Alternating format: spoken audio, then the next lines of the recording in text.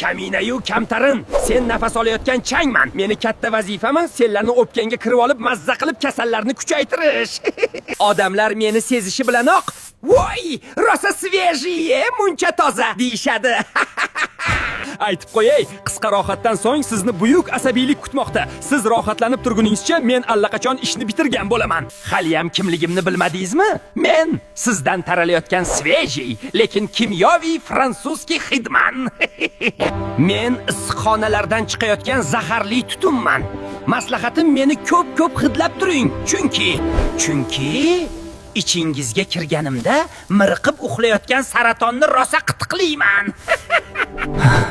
Aytgancha, men tekshiruvchilardan juda qo'rqaman. Shuning uchun berkinib olganman. Eng qizig'i odamlar bizni o'zlari katta qilib, yana Voya astman bor ekan-ku. Menda allergichiski emish deb nolib qo'yishadi. Xabaring yo'qmi deyman? Senlar atrofni asramaganingdan biz bu dumaloq koptokni egallab olayapmiz. Sen esa shoshma maslahatim. Shunday ma'lumotni olish uchun obuna tugmasini ham bosib ket.